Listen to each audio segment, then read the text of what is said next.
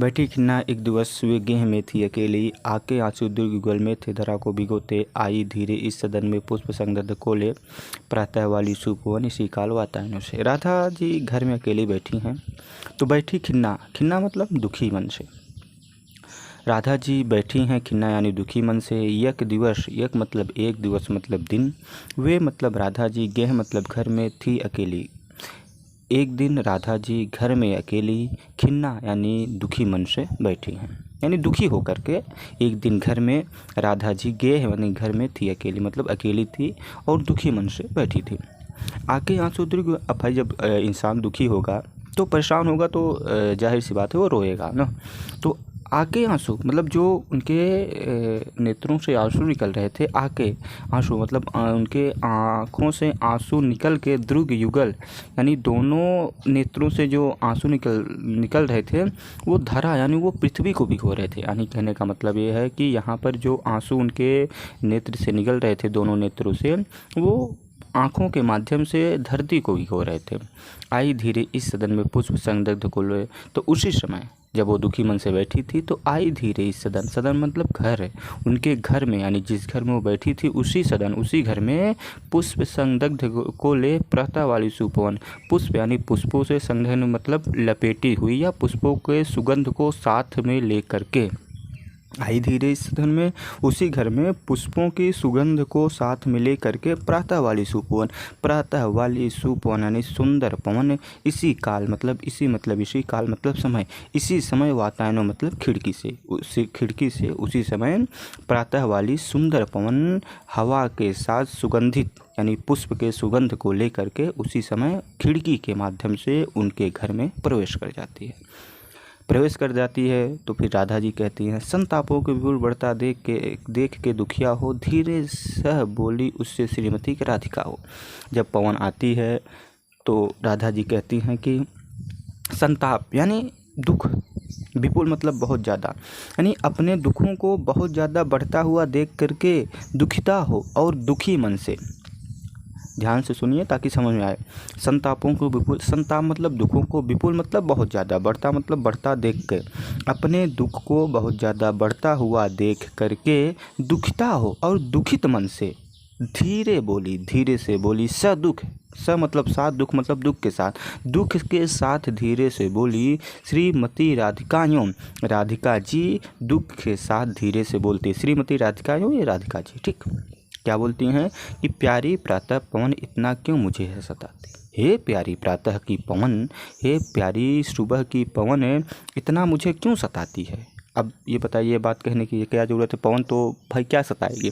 लेकिन यहाँ पे बात ये है ना कि जैसे कोई दुखी मन से बैठा है, परेशान है, वहाँ पर आकर वहाँ पे कोई शीतलता प्रदान करे, उसे कुछ मतलब कि अच्छा महसूस कराए, तो उसे लगेगा यार ये भी और मैं परेशान हूँ और इसे अच्छा का लग रहा है ना।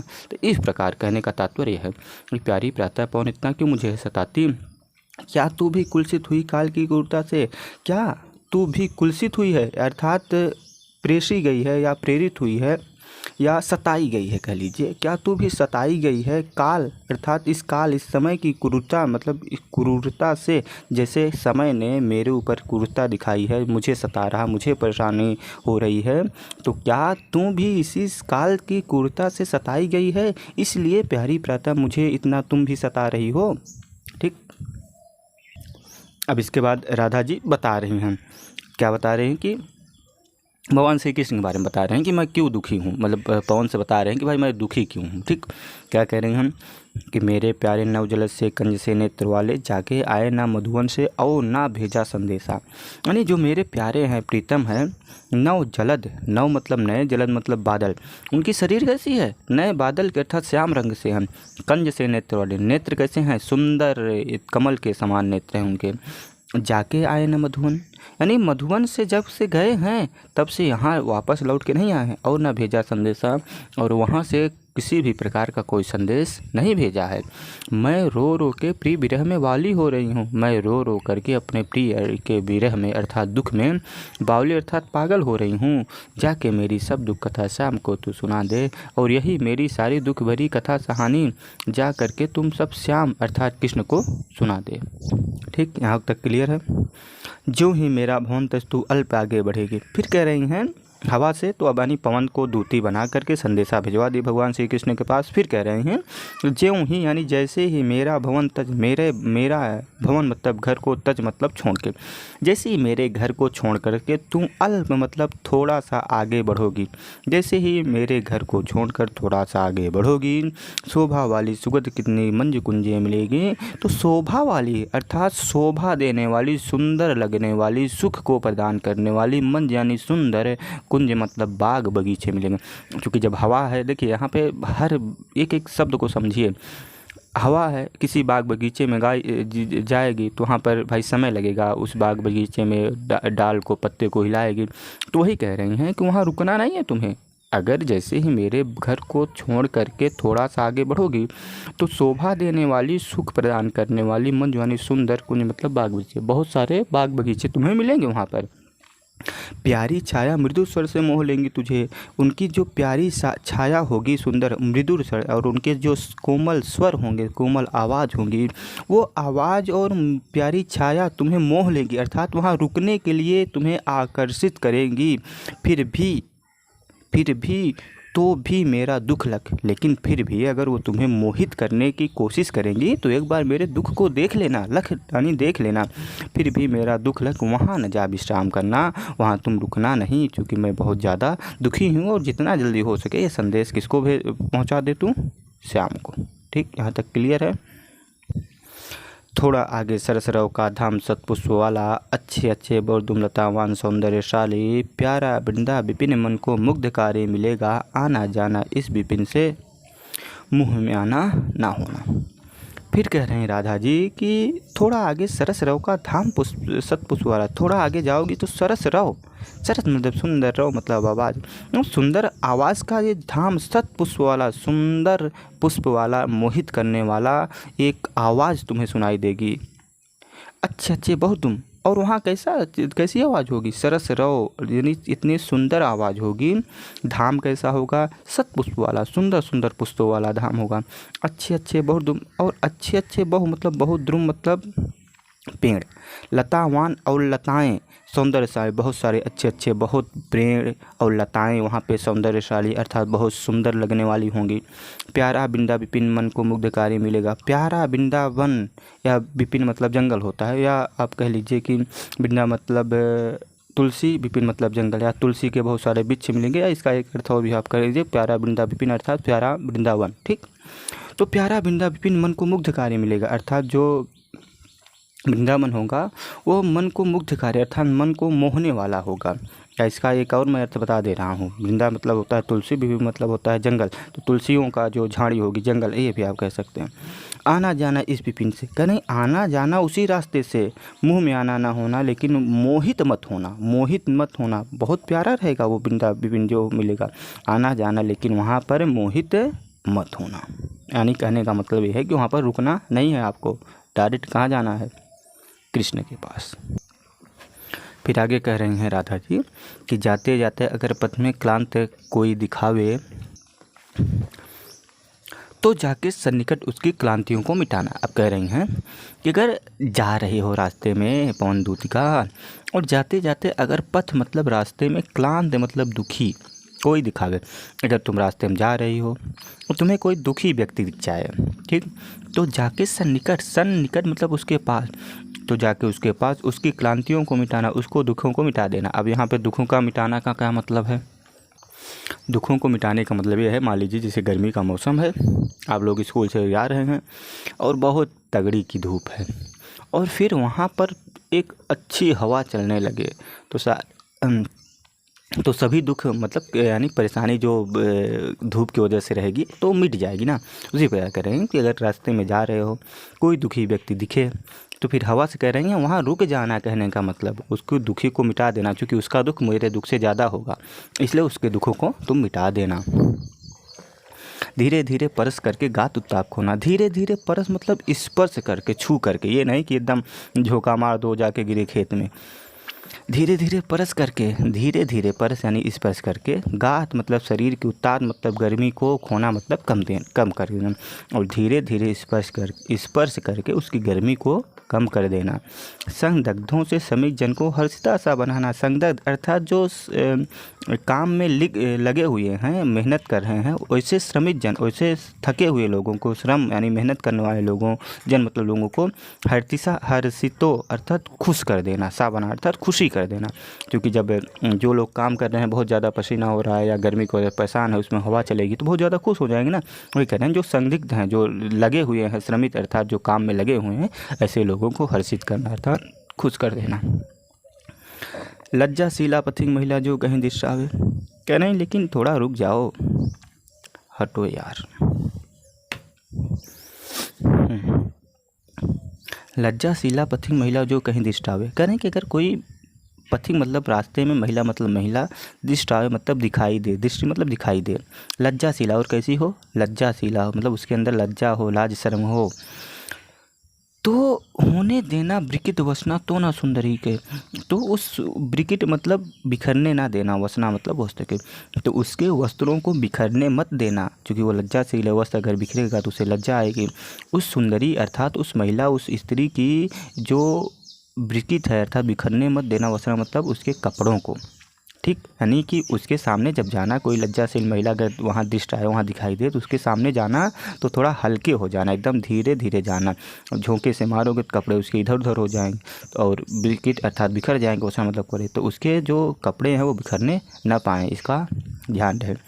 जो थोड़ी सी श्रमित हो, अगर वह थोड़ी सी श्रमित अर्थात थकी हुई हो, अगर वह थोड़ी सी थकी हो तो गोद ले श्रांति खोना, तो उसको अपनी गोद में लेकर उसके श्रांति मतलब दुखों को खोना मतलब कम कर देना। ओंठों की और कमल मुख की म्यामलाओं मिठाना, करें ओंठों की, उसकी जो ओंठ हैं और कमल के समान सुंदर मुख, क्या बात है, उसके ओंठों और कमल के समान सुंदर मुख की म्यामलाओं अर्थात जो झुर्रियाँ, झुर्रियाँ समझते हो ना, क्या बताएं, और सूखापन कह लीजिए, उसको मिटाना मतलब कम कर देना। ठीक, इतनी बात समझ में आ गई आप लोगों को। आइए फिर आगे चलते हैं। अब देखिए ये सब मोस्ट इम्पॉर्टेंट लगा लीजिए, ये समझ लीजिए, एक इसमें से आना कन्फर्म है, ना आए तो आप लोगों की किस्मत है, फिलहाल आना कन्फर्म है। अब आगे देखिए, कोई क्लांता कृषक ललना खेत में जो दिखावे, देखिए धीरे धीरे परस उसकी क्लांतियों को मिटाना। करेंगे अगर कोई कृषक, कोई क्लांता, क्लांता मतलब दुखी, दुखिता, कृषक मतलब किसान की, ललना मतलब पुत्री बेटी। अगर कोई दुखी किसान की बेटी खेत में जो दिखावे, खेत में अगर काम करते हुए दिखाई दे तो, अगर कोई दुखी किसान की बेटी खेत में काम करते हुए दिखाई दे तो, अब काम का मतलब कब खेत में रहेगी तो सोएगी थोड़ी नहीं, खेत में एसी तो लगी नहीं है, तो खेत में तो काम करने जाएगी ना। तो खेत में अगर कोई किसान की पुत्री मतलब दुखी हो और काम करते दिखाई दे तो धीरे धीरे परस, तो धीरे धीरे परस मतलब स्पर्श करके उसकी क्लांतियों को मिटाना, उसके दुखों को, उसकी परेशानियों को मिटाना मतलब कम कर देना। जाता कोई जलद यदि हो व्योम में तो उसे ला, कह रही हैं राधा जी कि अगर कोई जलद यानी बादल, यदि व्योम मतलब आकाश में, अगर कोई बादल आकाश में जाता हुआ दिखाई दे तो उसे ले आना, छाया द्वारा सुखित करना तप्त भूतांगना को, और उसके जलद यानी उस बादल की छाया के द्वारा सुखित कर देना अर्थात खुश कर देना, उस तप्त कर देना भूतांगना अर्थात उस स्त्री को, उस कृषक की ललना को उस बादल की छाया के द्वारा सुखी कर देना। अब यहाँ पे भाव समझिए, जैसे देखिए हवा है, कहीं बादल आकाश में उड़ रहे हैं मान लीजिए ना, और हवा जैसे इधर से आ रही है, किसान की बेटी यहाँ है, तो अब बादल ऐसे चले जा रहे हैं, हवा इधर से आई और बादल को ले आई यहाँ उसके ऊपर, तो छाया हो गई ना, और हवा भी चल रही है, छाया भी हो, तो बड़ा सुख मिलेगा ना, जितना अगर दुखी होगी, बहुत ज़्यादा परेशान होगी। तो वही बात यहाँ पे राधा जी कह रहे हैं। जाते जाते पहुँच मथुरा धाम में उत्सुकता हो, हाँ मथुरा धाम में पहुँचा दी। कह रहे हैं कि अगर जाते जाते तुम पहुंच जाना कहाँ, मथुरा धाम में उत्सुकता हो, यानी जानने की इच्छा को उत्सुकता कहते हैं ना। तो कहते हैं अगर तुम मान लीजिए बहुत उत्सुकता, बस मथुरा धाम पहुंच जाना, यानी मथुरा में पहुंच जाना कुल मिला के, तो न्यारी शोभा वदन, न्यारी शोभा वर नगर की देखना मुग्ध होना। तो कह रही न्यारी यानी उस नगर, वर मतलब श्रेष्ठ, नगर मतलब नगर। तो उस श्रेष्ठ नगर की जो सुंदरता है, शोभा है, उसको देखना और मुग्ध हो जाना, मोहित हो जाना। तू होवे की चकित लख के मेरु से मंदिरों को, कह रहे हैं तू चकित हो जाओगी, आश्चर्यचकित हो जाओगी। लख मतलब देख करके, मेरु मतलब सुमेर पर्वत जैसे बड़े बड़े मंदिरों को, यानी मथुरा धाम में मंदिर कैसे हैं, मंदिर की तुलना कैसे की गई है मथुरा की, सुमेर पर्वत की तरह। तो कह रही तू होवे की चकित लग के, तुम देख करके चकित हो जाओगी, मेरु से मंदिरों को, सुमेर जैसे बड़े बड़े पहाड़ से मंदिरों को देख करके तुम चकित हो जाओगी, आश्चर्यचकित हो जाओगी। आभा वाले कलश जिनके दूसरे अर्घ होंगे, और जिनके जो आभा यानी प्रकाश देने वाले जो कलश होंगे, ऊपर कलश लगे नहीं रहते हैं, कह रहे हैं वो कलश कैसे, दूसरे अर्घ, अर्घ मतलब सूर्य, वो इतने बड़े बड़े कलश होंगे जो दूसरे सूर्य के समान दिखाई देंगे, ऐसा लगेगा कि ये भी कोई सूर्य का ही एक अंश है। समझ में तो आ जाना चाहिए, बहुत मतलब सरल है, आसान शब्दों में अगर आप ध्यानपूर्वक सुनेंगे तो आ जाएगा, बहुत क्लियर है एकदम। कोई भी ऐसा शब्द नहीं है इसमें जो कि बहुत ज़्यादा परेशान कर रहे, बहुत कठिन शब्द तो मिला ही नहीं है ना, तो इसमें है बहुत कठिन शब्द। बस थोड़ा सा आप लोग ध्यान दीजिए, सब समझ में आ जाएगा। सांचे ढाला सकल वपु है, दिव्य सौंदर्यशाली, सत्पुरुषों से सुरभ उसकी प्राण संपोषिका।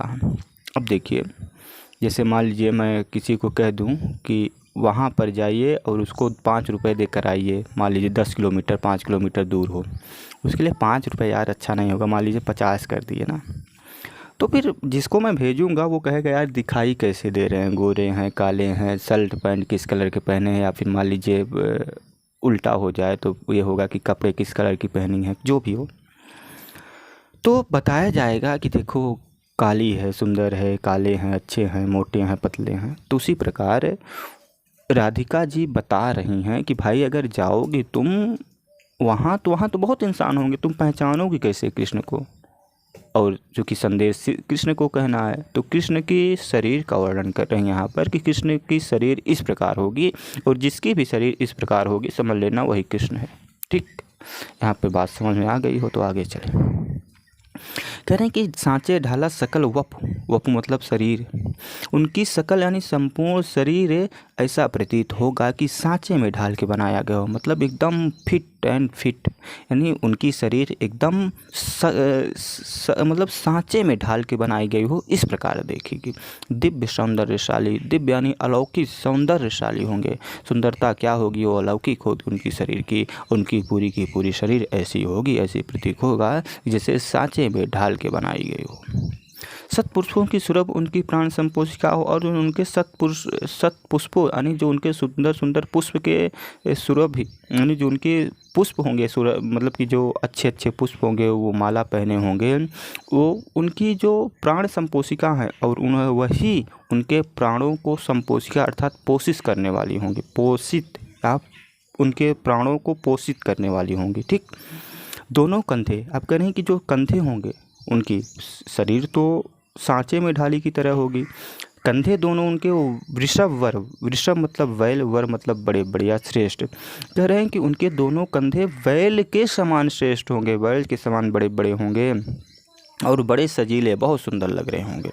लंबी बाहें, और उनकी जो बाहें होंगी वो कैसी होंगी, लंबी होंगी, लंबी बाहें, कलभ कर की शक्ति पेटिका हैं, कलभ यानी हाथी के, कर मतलब हाथ, उनकी जो लंबी बाहें होती है वो हाथी के समान शक्ति की पेट की, जैसे हाथी की बाह आप सूंड मानते हैं तो वही शक्ति की पेटिका होती, वही शक्ति, उसी में सब शक्ति होती है भाई, सूंड से ही पेड़ डाल और खाना पीना कुछ भी ना, तो वही कह रहे हैं कि उनकी जो लंबी बाहें होंगी वो हाथी के सूंड के समान शक्ति की पेटिका होंगी। ठीक, इतना समझ में आया। राजाओं का सिर, अभी बता ही रही हैं, वर्णन कर रहे हैं, कह रहे हैं राजाओं सा सिर पर लसा दिव्य अपीण होगा, राजाओं के समान सिर पर उनके लसा दिव्य अपीण होगा, अलौकिक सुंदर अपीण मतलब मुकुट होगा, उनके सिर पर राजाओं के समान एक सुंदर चमकीला मुकुट होगा, शोभा होगी उभय श्रुति में स्वर्ण के कुंडलों से, करें श्रुति कानों हाँ कानों में, कह रहे उनके उभय यानी दोनों कानों में स्वर्ण के कुंडल सुशोभित हो, शोभा होगी अर्थात सुशोभित हो रहे होंगे। उनके दोनों कानों में स्वर्ण के कुंडल अर्थात सोने के कुंडल उनके दोनों कानों में सुशोभित हो रहे होंगे। नाना रत्ना कलित भुज में मंजू के उर होंगे, कह रहे नाना यानी अनेकों प्रकार के रत्नों से आप कह लीजिए युक्त, नाना यानी अनेकों प्रकार के रत्नाकलित यानी रत्नों से युक्त भुज में यानी उनकी भुजाओं में मंजू मतलब सुंदर के और मतलब मोर के पंखों, अनेकों प्रकार के रत्न और सुंदर सुंदर मोर के उनके पंख लगे होंगे। कहाँ पर? उनके भुज में अर्थात उनके बाहों में। मोती माला लसित उनका कम्भुसा कंठ होता, मोती माला अर्थात मोतियों के माला से लसित उनका कम्भुसा कंठ होगा। कंभ मतलब शंख, अनेकों मोतियों से लसित उनका कंठ यानी जो गला होगा वो शंख के समान उनका गला होगा। ठीक, इतना तो राधा जी बता दी कि भैया ऐसे ऐसे ऐसे ऐसे होंगे। लेकिन फिर कह रही हैं कि देख भाई पवन, बात ऐसी है कि अगर मैं एक इंसान को भेजता, यानी राधा जी तो भेजती कहेंगे, चलिए फिर उसी कहते हैं।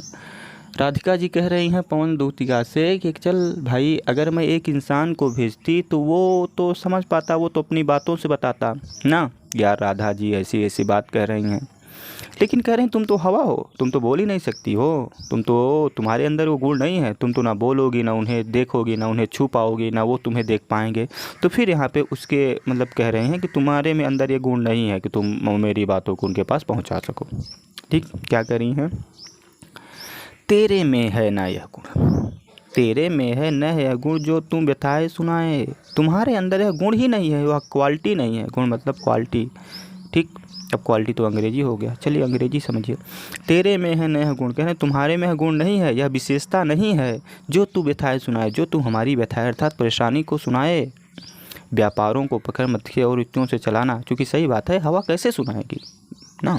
करें व्यापारों को प्रखर यानी बहुत तीव्र मति मतलब बुद्धि से, युक्तियों मतलब बहुत सारे जुगाड़ों से चलाना मतलब चलाया जाता है। अर्थात जो व्यापार करते हैं वो उनकी मति यानी कि बुद्धि कैसी होती है? बहुत तीव्र होती है, बहुत अच्छी होती है, और बहुत सारी युक्तियों बहुत सारे जुगाड़ से चलाया जाता है।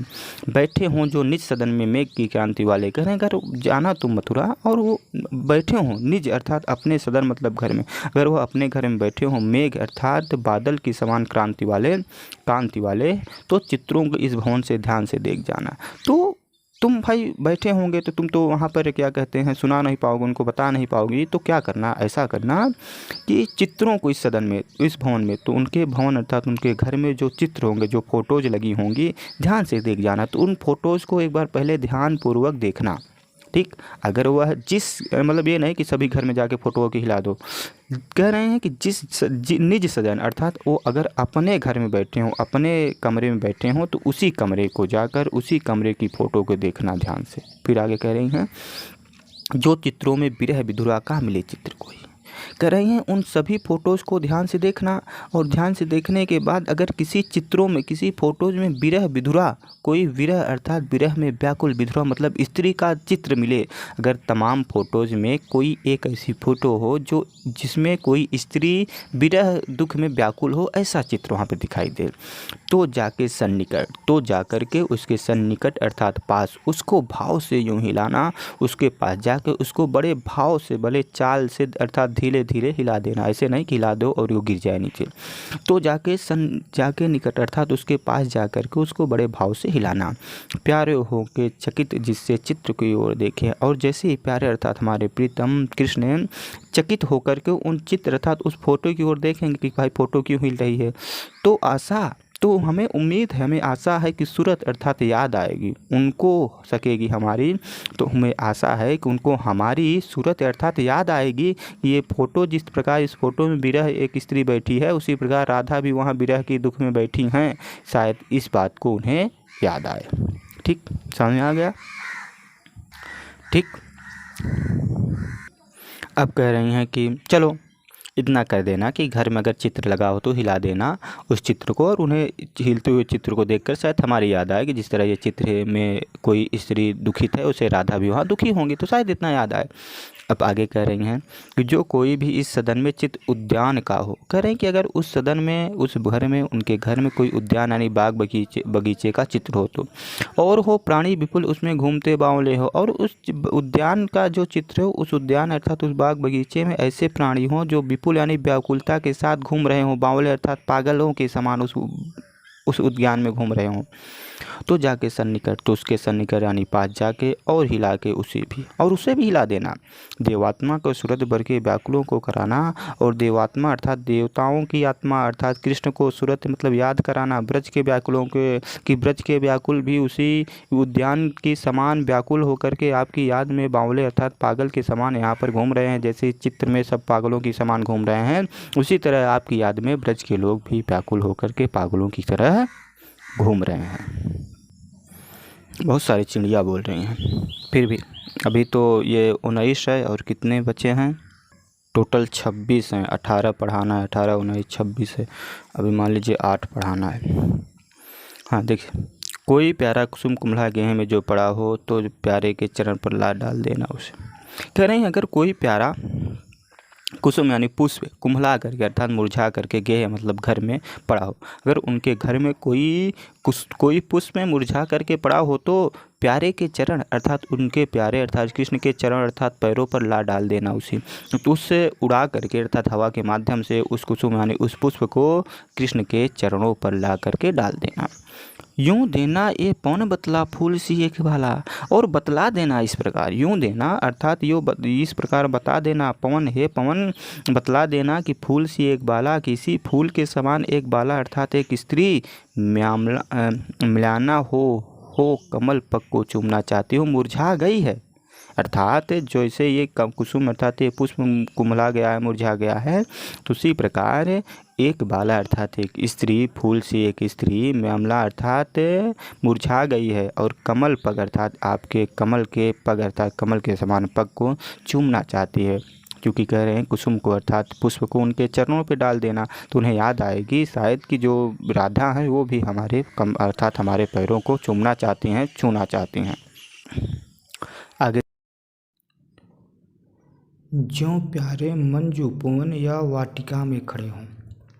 अब राधा जी यहाँ कह रही हैं पवन दूतिका यानी हवा से कि ज्यों प्यारे मंजू पवन वाटिका में खड़े हों, अगर वह अपने मंजू पवन छोटे छोटे बाग बगीचे व वाटिका या बागों में खड़े हों, जैसे घर में ना मिले तो क्या पता हर व्यक्ति कहीं ना कहीं मौजूद रहता है, हर समय तो एक जगह नहीं रहता। मान लीजिए घर में नहीं रहे, बाग में टहलने चले गए, तो अगर वह बाग में अपने छोटे बाग बगीचे में टहल रहे हों, खड़े मिले हों, तो छिद्रों में जा कोणित करना, तो उन जो बाग बगीचों में जो पेड़ों के छिद्र होंगे या उनमें जो फल लगे होंगे, उन फलों के सूखे हुए फलों के छिद्रों में जाकर कोणित करना अर्थात वह आवाज़ करना। वेणु अर्थात बांसुरी की तरह कोणित करना, आवाज़ करना, कीचकों के अर्थात उन पेड़ों के छिद्रों के बीच में जाकर के बांसुरी की तरह आवाज़ करना। और जब तुम बांसुरी की तरह आवाज़ करोगे अर्थात उनको हिलाओगे झुलाओगे और उनकी जो कीचक हैं, जो उनके बीज हैं, वह बजने लगेंगे। जब हिलाओगे तो बजने लगेंगे। जैसे मान लीजिए लौकी हो गया, नेनुआ हो गया, ये सब चीज़ें हैं और ऐसे फल हैं जो सूख जाने पर बजते हैं। ठीक, तो यूँ हो गई सूरत उनको सर्गोपांगना की। तो बांसुरी की आवाज़ की तरह बजाओगी तो सुनेंगे, तो सुन करके यूँ मतलब इस प्रकार होएगी सूरत, सूरत मतलब याद, तो इस प्रकार उनको याद आएगी। सर्व मतलब सभी, गोपांगना मतलब गोपियों की, तो शायद उनको सभी गोपियों की याद आ जाए कि भाई गोपियाँ थी जो बांसुरी सुनने के लिए व्याकुल रहती थी और आज ये बांसुरी की तरह बज रही है, तो शायद उनको याद आ जाए हमारी या फिर गोपियों की। और जो हैं वंशी श्रवण रुचि कि जो गोपांगना यानी जो गोपियाँ वंशी श्रवण रुचि, वंशी यानी बांसुरी के श्रवण मतलब सुनने की, रुचि मतलब रुचि के लिए, यानी वंशी को सुनने के लिए दीर्घ मतलब बहुत लंबे समय से उत्कंठ होती हैं, बहुत लंबे समय प्रतीक्षा कर रही हैं एक बार की भगवान श्री कृष्ण की बांसुरी सुन लें, यानी भगवान की यानी कृष्ण की बांसुरी सुन लें। शायद ये बात सुनकर उन्हें सभी गोपांगनाओं अर्थात सभी गोपियों की याद आ जाए।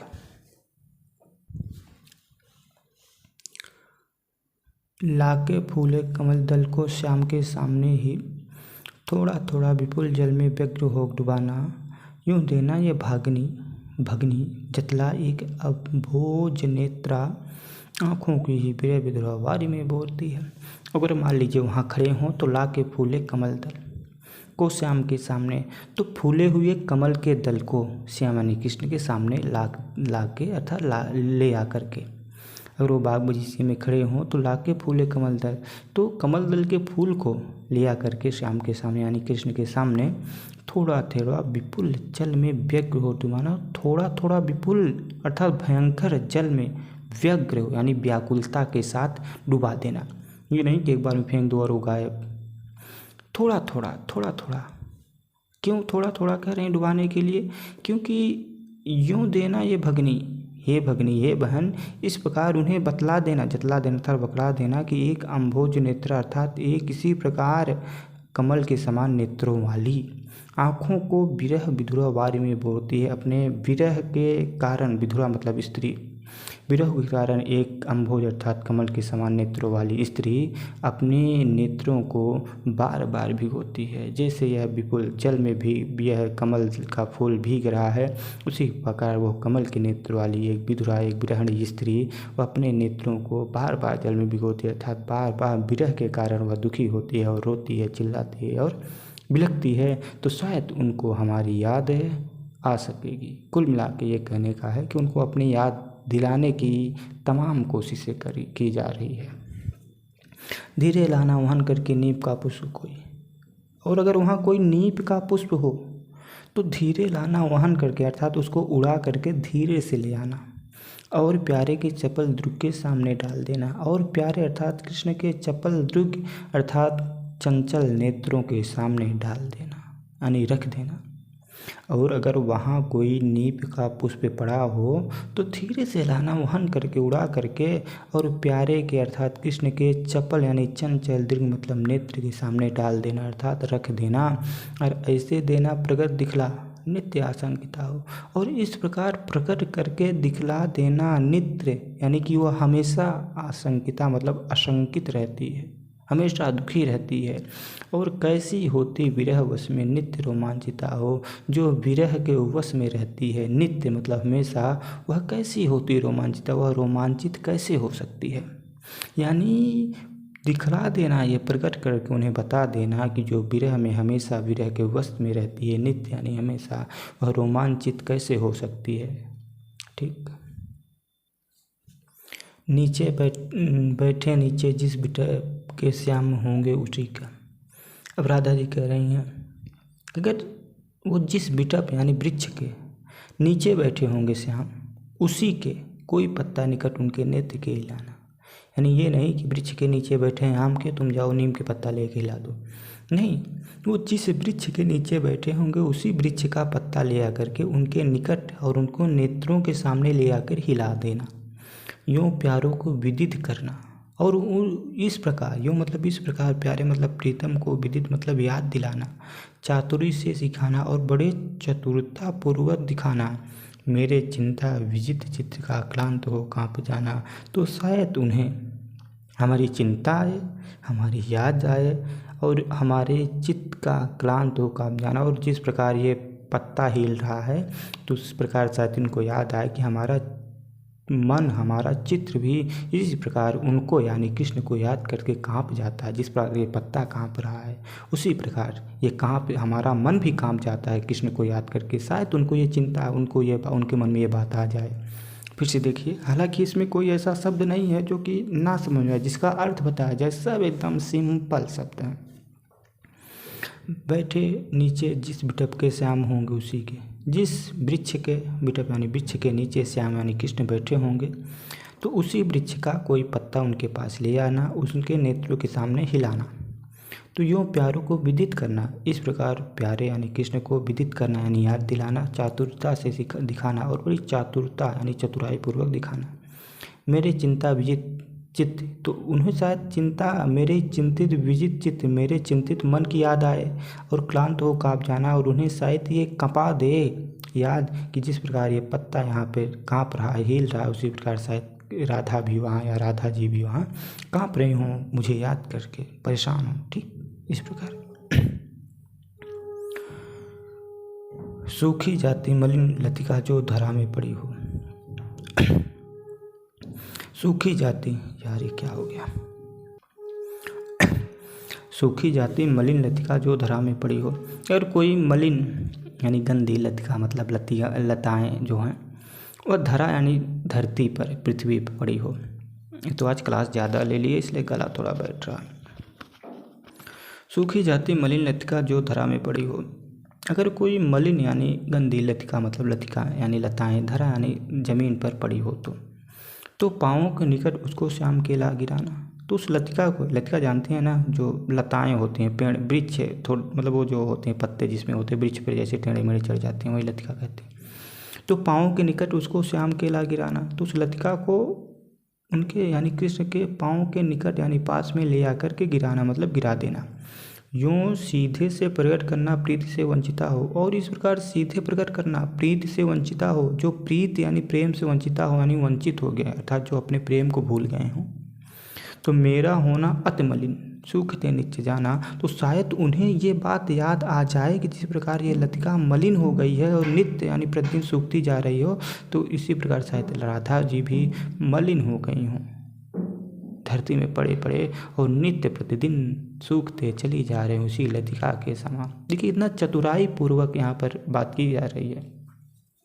उस समय भाई कुछ ऐसा कोई था नहीं कि जिसके माध्यम से वो हो।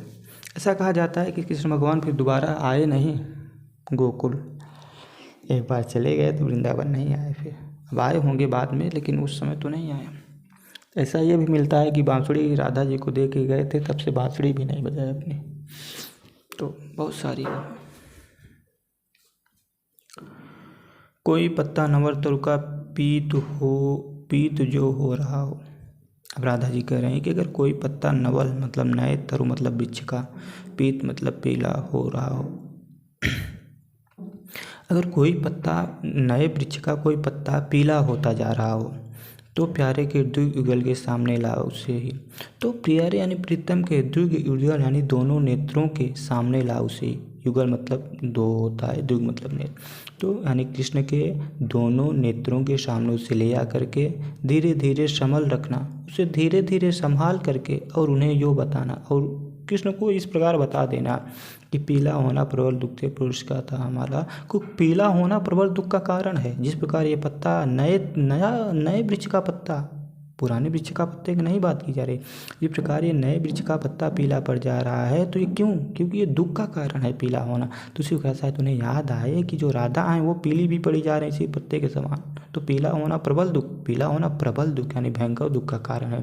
प्रेषिता सा हमारा, और चाहे तुम्हें प्रेषिता हो, चाहे तुम्हें सुनता हो, चाहे तुम्हें हमारी याद आए, चाहे तो उन्हें ये चीज़ याद आ जाए, प्रेरणा उन्हें मिले इस चीज़ से हमारी और हमारी याद आ जाए।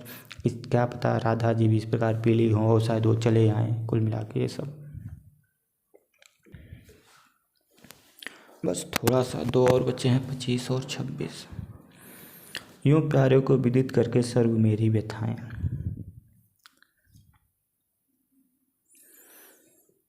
कह रहे हैं कि यूं मतलब इस प्रकार प्यारे यानी कृष्ण को, हमारे प्रीतम को विदित यानी याद करा करके, सर्व मतलब सभी, मेरी मतलब हमारी, व्यथाएं मतलब परेशानियां। इस प्रकार हमारे प्रीतम यानी कृष्ण को सभी हमारी परेशानियों को याद करके यानी याद करा करके धीरे धीरे वहन करके पाँव की धूल लाना और धीरे धीरे वहन करके उड़ा करके उनके यानी कृष्ण के पाँव की धूल ले आना। थोड़ी सी भी चरण रज जो ला न देगी हमें तू। और अगर थोड़ी सी भी उनके चरण की रज मतलब धूल को अगर मुझे ले आकर के नहीं दी तूने, अर्थात उस हवा से कह रही हैं कि अगर तू भगवान श्री कृष्ण के चरण की थोड़ी सी भी रज, थोड़ी सी भी मिट्टी मुझे ले आकर के नहीं देगी तू, तो हाँ कैसी व्यथित चित्त को बोध मैं दे सकूँगा। तो मैं अपने तो मैं कैसे अपने व्यथित अर्थात इस दुखी, इस परेशान चित्त यानी मन को बोध दे सकूँगी अर्थात संतोष दिला सकूँगी। अगर तुम उनके चरण के रज भी नहीं ला पाओगी तो मैं अपने इस व्यथित चित्त, अपने व्यथित मन को कैसे संतोष दिला पाऊँगी।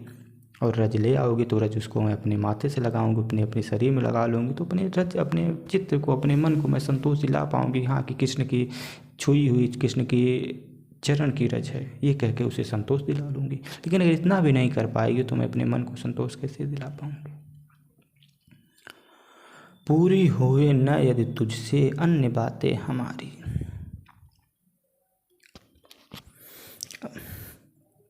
अब राधा जी कह रहे हैं कि पूरी होए न यदि तुझसे अन्य बातें हमारी।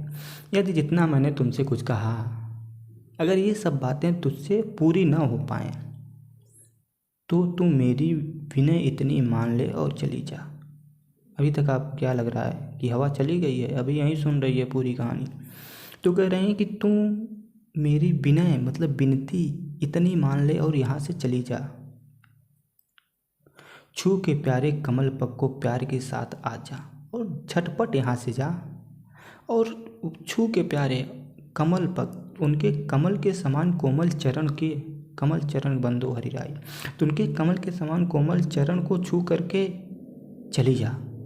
जी जाऊंगी हृदय तल से मैं तुझी को लगा के। और फिर जैसे ही तू उनके चरण के, उनके पैर को छूकर, यानी कमल के समान पैर को छू के आएगी तो मैं तुझी को अपने हृदय से लगा के जी जाऊंगी और यही मान लूँगी कि तूने कृष्ण को छुआ है, तो मैं ही मान लूँ कि मैं स्वयं कृष्ण को छू लिया ना। जैसे फॉर एग्जांपल आपको दिखाता हूँ। जैसे ये पेन है, ये पेन इसको छुआ है, तब ये वाला पेन ज़रूरी नहीं है कि ये इसको छुए। अब ये वाला पेन इसको छू लिया तो मान लिया जाएगा ना कि ये भी कापी को छुआ, चूँकि कापी से अटैच है। तो इसी प्रकार कह रही हैं कि जी जाऊँगी तुझे से मैं हृदय तल से लगा के, मैं मान लूँगी कि तू ही क्या हुआ, मतलब कृष्ण को छू लिया है। ठीक, तो ये था भैया आपका क्या कहते हैं पवन दूतिका। फिर मिलते हैं अगली वीडियो में। अगली वीडियो जो होगी शायद श्रद्धा मनु, मोस्ट इम्पॉर्टेंट, बहुत ही सुंदर, मतलब बहुत अच्छा चैप्टर है श्रद्धा मनु का।